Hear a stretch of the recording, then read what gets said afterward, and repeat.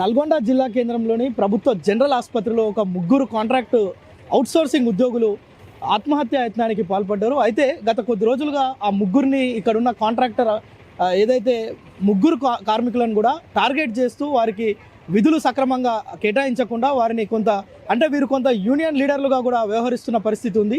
Avira Women's Day special offer 50% off on IUI IVF valid till 8th March. వీరు ప్రతి సమస్యను అధికారుల దృష్టికి లేదంటే కాంట్రాక్టర్ని నిలదీయడం ఇలాంటి చర్యలకు పాల్పడుతుంటే వారు కక్ష సాధింపు చర్యగా ఇది చేస్తున్నారని చెప్పి ఒక ముగ్గురు కాంట్రాక్ట్ ఎంప్లాయీస్ ఇదే ఆసుపత్రి ఆవరణలో మనం ఉన్నాం క్యాజువాలిటీ ముందే ఇక్కడే వాళ్ళు ఆత్మహత్య యత్నానికి పాల్పడ్డారు. ప్రస్తుతం ఒకరి పరిస్థితి విషమంగా ఉంది, మరొక ఇద్దరికి క్యాజువాలిటీలో ట్రీట్మెంట్ అందిస్తున్న పరిస్థితి ఉంది. ఒకసారి మనం లోపలికి వెళ్ళి అసలు ఎందుకు ఈ పరిస్థితి ఉంది ఆసుపత్రిలో అంటే తాజాగా మనం చూస్తే సరిగ్గా ఒక వారం క్రితమే సూపరింటెండెంట్గా విధుల్లో ఉన్న లచ్చు నాయక్ ఇక్కడున్న కాంట్రాక్టర్ల నుంచి ఒక 3 లక్షల రూపాయలు లంచంగా తీసుకుంటుంటే ఏసీబీ అధికారులు రెడ్ హ్యాండెడ్గా పట్టుకున్న సందర్భం ఇది జరిగి కనీసం వారం రోజులే అవుతుంది. వారం రోజుల్లోనే మరొక ముగ్గురు సిబ్బంది ఇక్కడ ఆత్మహత్య యత్నానికి పాల్పడడం నిజంగా కూడా ఆసుపత్రిలో కలకలం సృష్టిస్తుంది. ఇక్కడున్న ఉద్యోగులు భయాందోళనకు గురవుతున్న పరిస్థితి ఉంది. కాంట్రాక్ట్ ఉద్యోగులకు ఇక్కడ భద్రత లేదు. వీరిని అడ్డగోలుగా వాడుకోవడమే కాకుండా వీరిని ఇష్టానుసారంగా మాట్లాడడం లేదంటే వారితో సఖ్యతగా వ్యవహరించకపోవడం కక్ష సాధింపు చర్యలకు పాల్పడుతున్నట్టు చెప్తున్న పరిస్థితి ఆసుపత్రి వర్గాలు మొత్తం. అయితే ఇది ఒక్కటే కాదు, ఇంకా అనేక అంశాలు ఆసుపత్రిలోని ప్రతి విభాగంలో ఇలాంటి అంశాలు చాలా ఉన్నాయి. ఉద్యోగులను కావచ్చు సిబ్బందిని కావచ్చు తీవ్రంగా ఇబ్బందులకు గురి చేస్తున్న పరిస్థితులు ఉన్నాయని చెప్తున్నారు. అయితే ఒకసారి మనం లోపలికి వెళ్ళి ట్రీట్మెంట్లో ఉన్నవారు మాట్లాడగలుగుతున్నారా, అసలు వాళ్ళ పరిస్థితి ఏంటి, వాళ్ళు ఏమైనా మాట్లాడతారా ఒకసారి అడిగి తెలుసుకునే ప్రయత్నం అయితే చేద్దాం.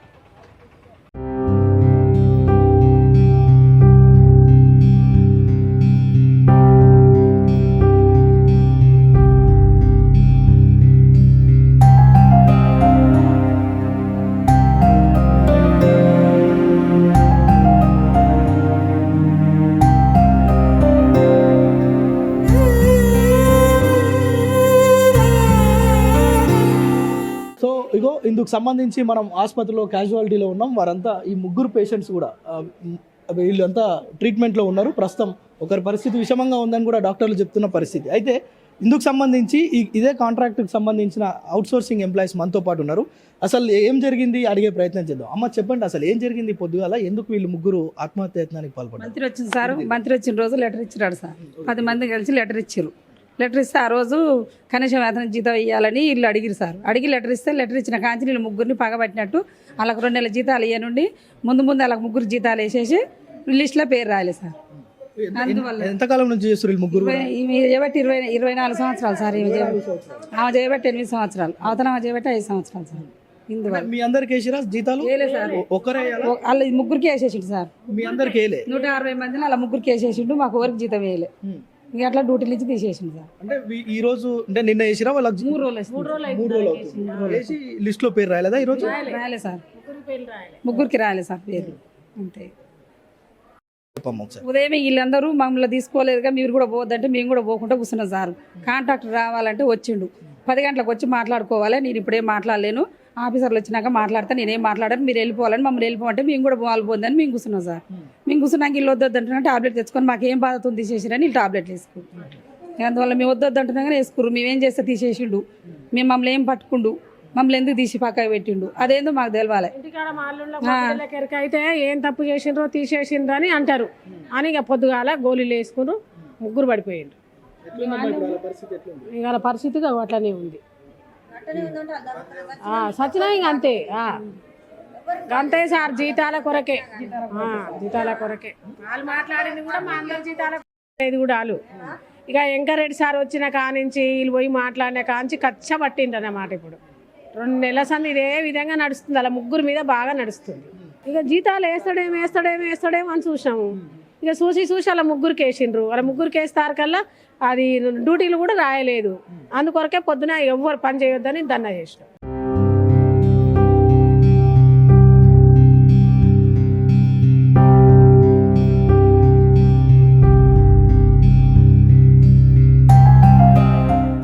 ఆసుపత్రిలో వేతనాల కోసం ఎవరైతే కాంట్రాక్టర్ ఉన్నారో వారి వేధింపులకు తట్టుకోలేక ఆత్మహత్య యత్నానికి పాల్పడిన ఒక బాధితురాలు మనతో ఉందరు. ఒకసారి మాట్లాడే ప్రయత్నం చేద్దాం. అమ్మ, ఏం పేరు మీ పేరు? నా పేరు జానకి. దానికి అసలు ఏమైందమ్మా? ఎందుకు మీరు ఆత్మహత్య యత్నానికి పాల్పడాల్సి వచ్చింది? మమ్మల్ని మాకు చెప్పకుండా డ్యూటీలోకి వెళ్ళి మమ్మల్ని తీసేసారు. ఎప్పుడు? ఈ రోజే తెలిసింది మాకు. మార్నింగ్ డ్యూటీకి వచ్చినాము. డ్యూటీ రోజులలో మా పేర్లు రాయలేదు, మా ముగ్గురి రాయలేదు. ఎందుకు రాయలేదు అని అడిగితే సమాధానం చెప్పలేదు మాకు. సమాధానం అసలు చెప్పలేదు మాకు ఏమైంది అనేది. మేము అడిగినాం ఏం కారణం చేత తీసినావు అని అడిగితే చెప్పలేదు. సూపర్వైజర్ల పేరు చెప్పారు. సూపర్వైజర్లు అడిగితే మేమేం చెప్పలేదు ఆయన కనని అన్నారు. కాంట్రాక్టర్ మమ్మల్ని మీరు డ్యూటీకి తీసేసినా మీరు వెళ్ళిపోరానని చెప్పేశాను. అంటే ఒక 15 రోజుల నుంచి మిమ్మల్ని ఏదో వేధింపులకు గురి చేస్తున్నారని కూడా చెప్పన్నారు కదా? చేస్తున్నారు సార్. ఎట్లా అంటే ఎట్లా అంటే డ్యూటీలలో మేము ఏది చేసినా దాన్ని రాంగుగా చూపిస్తారు. మేము మంచి చేసినా కానీ దాన్ని చెడులాగానే చూసి మమ్మల్ని వేధింపు చేస్తారు. ఎన్ని సంవత్సరాల నుంచి చేస్తారు మీరు ఇక్కడ? నేను 4 సంవత్సరాలు సార్. మీకు జీతాలు కరెక్ట్ ఇచ్చేదా ప్రతిసారి? ఈసారి లేదు సార్. ఇప్పుడు మాకు డ్యూటీలోకి వెళ్ళి తీసేస్తున్నా అని మా ముగ్గురికి 2 నెలల శాలరీ పే చేసి మమ్మల్ని డ్యూటీలోకి వెళ్ళి తీసేసాడు. అంటే తీసేస్తున్నట్టు మీకు తెలుసా? వాళ్ళు ఏమన్నా చెప్పిరా మీకు? ముందస్తు ఏమన్నా లెటర్ కానీ అట్లాంటి ఏమన్నా ఇచ్చిరా? ఏమి ఇవ్వలేదు సార్ మాకు. అసలుకి లెటర్ ఇవ్వలేదు, అసలు మాకు ఇన్ఫర్మేషన్ కూడా ఇవ్వలేదు. మేము పొద్దున డ్యూటీకి అని వచ్చినాం, తంబేసినాం, సూపర్వైజర్ రూమ్ కాడికి పోయినాం. అటెండెన్స్ వేసేటప్పుడు సార్ మా పేరు లేదంటే మాకు సంబంధం లేదమ్మా, నువ్వు వెళ్ళి కాంట్రాక్టర్తో మాట్లాడుకో, ఆయన పేరు ఇందులో రాయొద్దు అన్నాడు. మేము రాయలేదని చెప్పేసారు సార్. అంతే. అంటే ఈరోజు ఉదయం? ఈరోజు ఉదయమే. మీరేం చేసిన తర్వాత మేము అందరినీ మేము అందరం ఎందుకు డ్యూటీలోకి వెళ్ళి తీసేసిరని బయట ధర్నా కూర్చున్నాం సార్. కూర్చుంటే మేము వచ్చిండు మా అన్నయ్య కన్నా వచ్చినా కానీ ఆయన మాకు సమాధానం చెప్పాలి. అందుకు మేము ఆయన ద్వారానే మేము ఆత్మహత్య చేసుకోవడానికి. మీరెందుకు ఆపాల్సి వచ్చింది వాళ్ళందరినీ, డ్యూటీలోకి వచ్చే వాళ్ళందరినీ? అంటే మేమేం ఆపలేదు, వాళ్ళే ఆగిరు. మా స్టాఫ్ని ఎందుకు డ్యూటీలోకి తీసుకోలేదు అనేసి వాళ్ళే వచ్చారు మా దగ్గరికి. అప్పుడు కూడా ఏం సమాధానం చెప్పలేదు? సమాధానం చెప్పలే, మాకు ఎలాంటి సమాధానం చెప్పలే. మేము అడిగిన మమ్మల్ని ఎందుకు తీసేసారు, మాకు ఏమి ఆధారం ఏంది మేము తీసేసినట్టు అని మేము అడిగినాం. మేమేం తప్పు చేస్తే తీసేసినామని మేము అడిగినా కానీ మాకు సమాధానం చెప్పలే, రెస్పాండ్ కాలేదు. సో అందుకోసం మీరు ఇట్లా చేశారు? అవును. ఈరోజు డ్యూటీకి వచ్చినాం సార్. మేము డ్యూటీకి వచ్చినాక మా పేరు రాయలేదు. బుక్ మొత్తం వెతికి మీ పేరు రాయలేదమ్మా, మీరు 10 గంటల దాకా ఉండే తర్వాత రండి సార్తో మాట్లాడతారు అన్నాడు. ఎన్ని సంవత్సరాల నుంచి? నేను 25 సంవత్సరాలు. 25 సంవత్సరాల నుంచి. అంటే ఎప్పుడన్నా ఇట్లా ముందేసేదా జీతం? ఈసారి వేసిరా? 2 రోజులు ముందే వేసాడు, ఎప్పుడు వేయలేదు. వేసినప్పుడు మమ్మల్ని టార్గెట్ పెడుతున్నాడని మేము తెలుసుకొని ఎవరిని ఏమనలేదు. ఏం జరుగుతుందో చూద్దామని 2 రోజుల నుంచి అవగాహనక ఆలోచించుకుంటూ ఉంటున్నాం. 2 రోజులు డ్యూటీలు చెప్పినా కూడా చేస్తున్నా కూడా మమ్మల్ని ఎంతసేపటికి చేయలేదు. ఎంత మంచి చేసినా చేయలేదు. అంటే ఏదో ఒక కారణం చెప్పి మిమ్మల్ని ఇబ్బంది పెట్టేది, అంతేనా? మంత్రి గారు వచ్చినప్పుడు ఒక లెటర్ ఇచ్చినాం సార్. ఆ లెటర్ ఇచ్చిన కాడిచ్చి మమ్మల్ని పాయింట్ అవుట్ పెట్టాడు. అంటే దేనికి ఇచ్చిరమ్మా లెటర్? మాకు సరిపోలేదు సార్, జీతం 11,000 ఇస్తుండు, మాకు లేబర్ యాక్ట్ ప్రకారంగా జీతం వేయరని అడిగి. ఎంత ఇవ్వాలి యాక్ట్ ప్రకారం మీకు? 15,000 చిల్లర వస్తుంది సార్. అయితే ఆయన 11,000 వేస్తుండు. డిసెంబర్ 15కి ఎక్కిండు పోయిన సంవత్సరం. ఈ నెల 15 డిసెంబర్ సంవత్సరం 2 నెలలే పిఎఫ్ కట్టినట్టు ఉన్నదని చెప్పినాం మేము. అంటే సార్ అన్నాడు నెలకు 3,000 కట్టి అయినా సంవత్సరానికి 36,000 వేయాలి, నెలకు 14,000 జీతం వేయాలని చెప్పాడు. సూపరింటెండెంట్ సార్ అప్పుడు లక్ష్మీనాయక్ ఉండే సార్. లక్ష్మీనాయక్ చెప్తే సరే కరెక్టే సార్ అన్నాడు. బాబు సైడ్ కూడా చేసాడు సార్. కాంట్రాక్టర్ ఎవరు?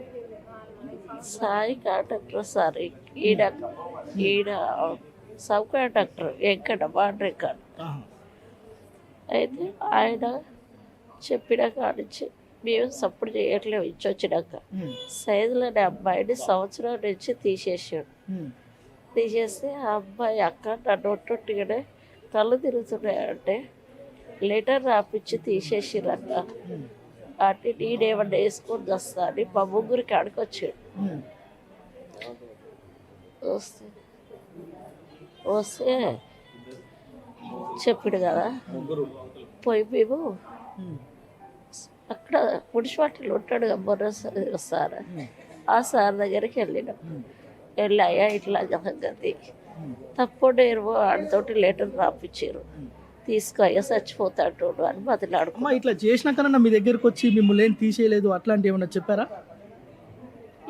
చెప్పలే అప్పుడు, ఏం చెప్పలేదు. అయినాక మళ్ళీ ఏం చేసినావు, సూపరింటెండెంట్ సార్కి లెటర్ ఇచ్చినావు. కొత్త సూపరింటెండెంట్ వచ్చాడు, లక్ష్మీనాయకు పోయి ఈ సార్ వచ్చాడు కొత్త, ఆయన కలుసా పడిపోయి లెటర్ ఇచ్చినావు ఆయన కూడా. సార్ అబ్బా మీ సమక్షాలన్నీ చేస్తా, పిఎఫ్ కాగితాలు తెచ్చి ఎంత పడుతుందో చూస్తా, నెంబర్దే అన్నాడు. 10 మంది లెటర్ జీరాక్స్ పెట్టుకొని ఇచ్చి వచ్చినాం సార్.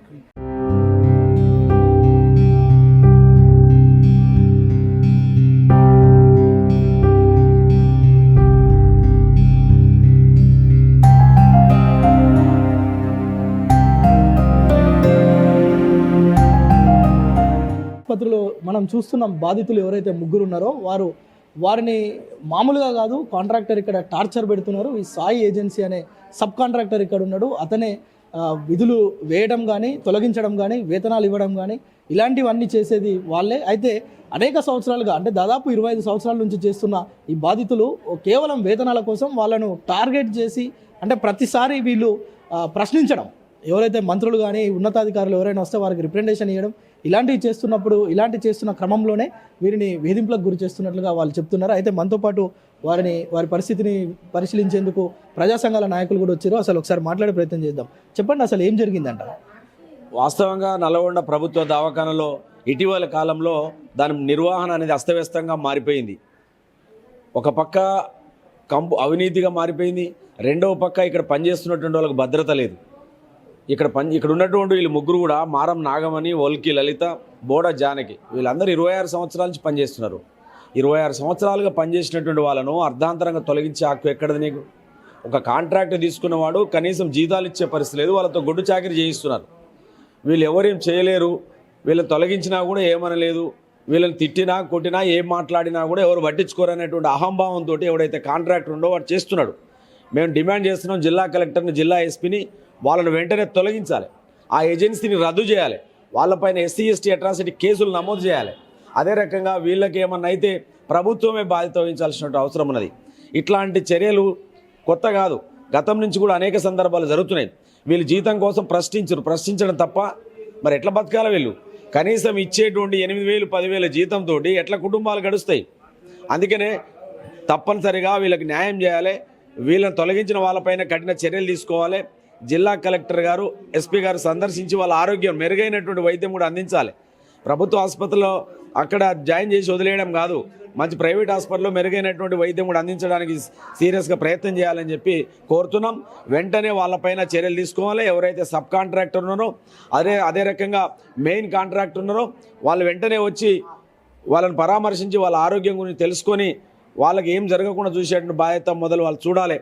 ప్రభుత్వం తరఫున కూడా వాళ్ళని వెంటనే వాళ్ళ ఏజెన్సీని రద్దు చేయాలని చెప్పి డిమాండ్ చేస్తా ఉన్నాం. మేడం చెప్పండి, వాళ్ళ కుటుంబ సభ్యులతో మాట్లాడుతున్నారు, అసలు ఏం జరిగిందంట, అసలు ఎందుకు ఇలాంటి దీనికి పాల్పడాల్సి వచ్చింది?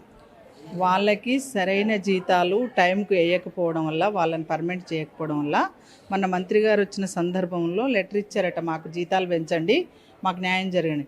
అప్పటి నుంచి సబ్ కాంట్రాక్టరు మన ఎవరైతే ఉన్నారో అతను వెంకన్న అనే అతను వాళ్ళని కక్షగట్టి ఈ 2 నెలల జీతం ఇచ్చి వీళ్ళ పేరుని డిలీట్ చేసిండట. అంటే వీళ్ళు ఉద్యోగానికి రావద్దని చెప్పేసి.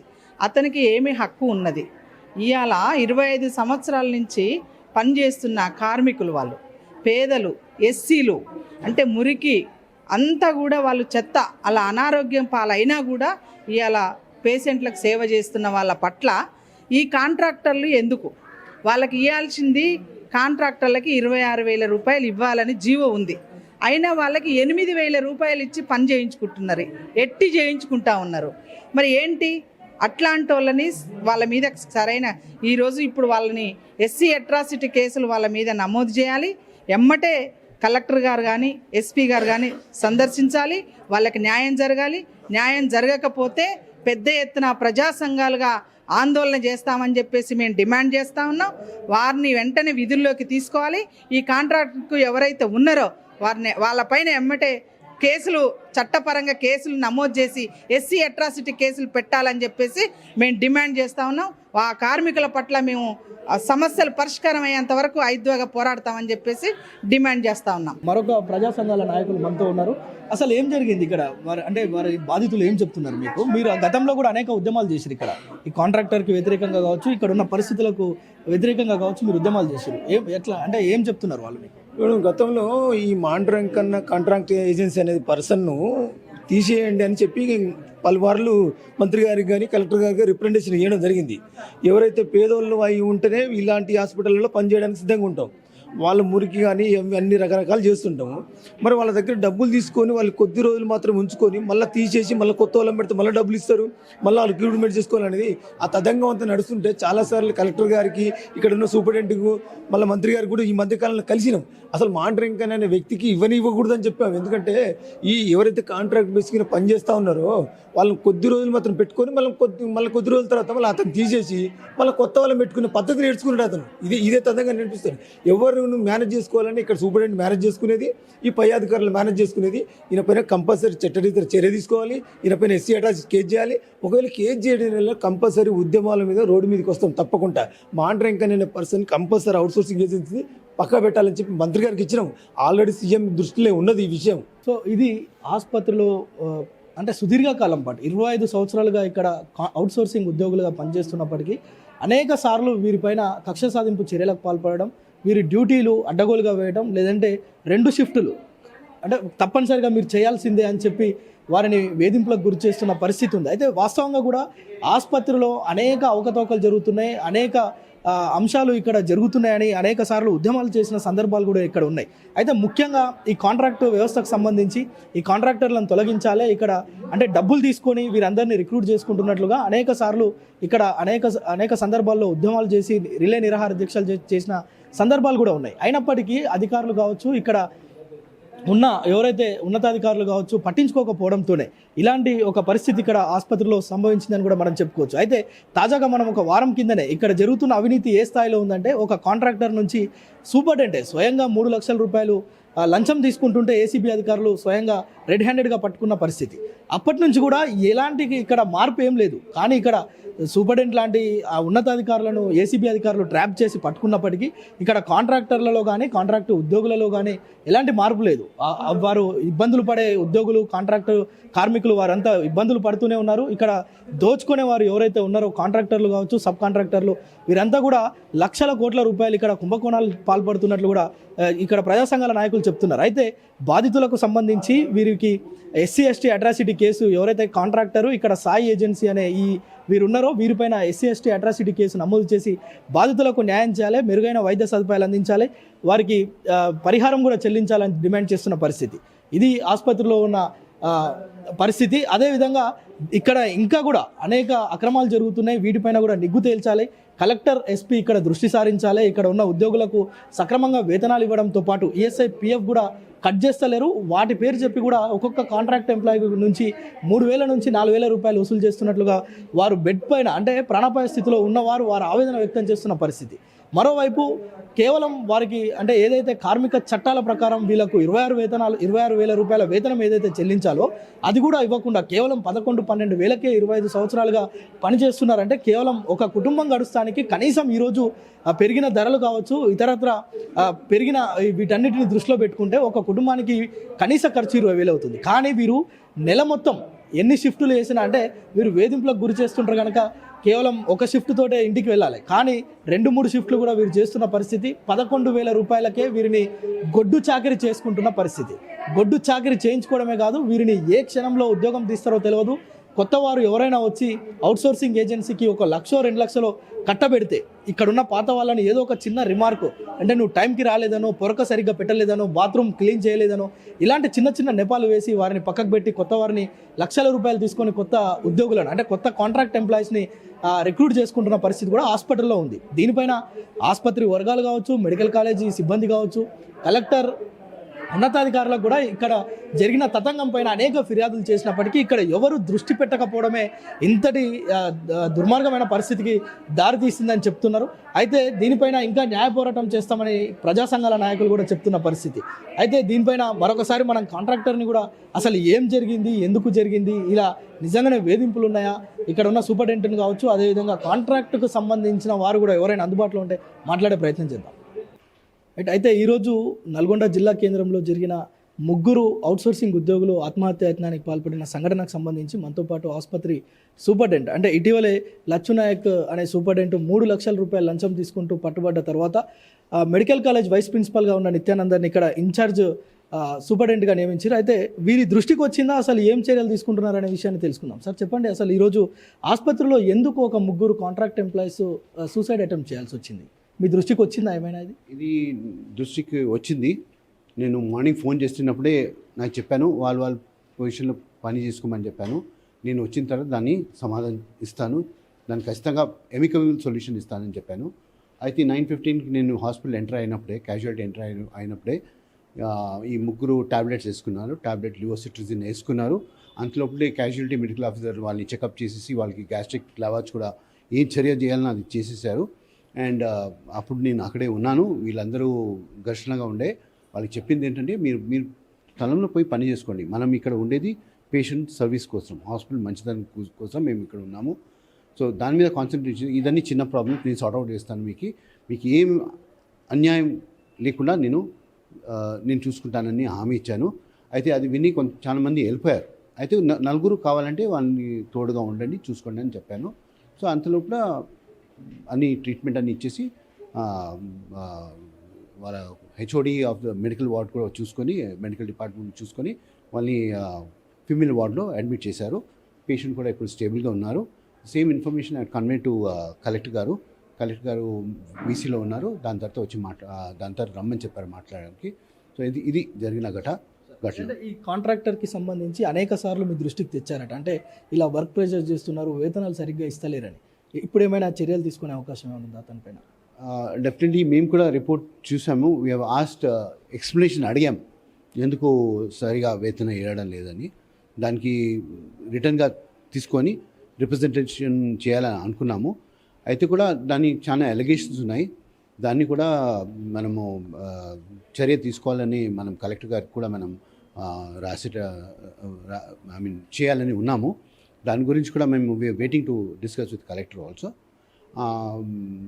So this is the thing. ఇప్పటిదాకా మేము definitely it is come to our notice, మేము యాక్షన్ తీసుకోవడానికి కూడా రెడీగా ఉన్నాం. సో ఇది సూపరింటెండెంట్ గారు చెప్తున్న విషయం మా దృష్టికి వచ్చింది. మేము వారికి అంటే కూర్చోబెట్టి మాట్లాడే ప్రయత్నం చేద్దామని చెప్పాం మార్నింగ్. అయినా కానీ వారు ఒక 3 ఈ నిరసన కార్యక్రమంలో భాగంగా వారు ఈ స్లీపింగ్ పిల్స్ వాటిని తీసుకొని ఇలా చేశారు. అయితే దీనిపైన కలెక్టర్కి, ఉన్నతాధికారులకు కూడా సమాచారం అందించాం. దీనిపైన సమగ్రమైన విచారణ చేపట్టి అవసరమైన చర్యలు తీసుకుంటామని చెప్తున్నారు. కెమెరామెన్ సాయితో ప్రేమ్, సుమన్ టీవీ, నల్గొండ.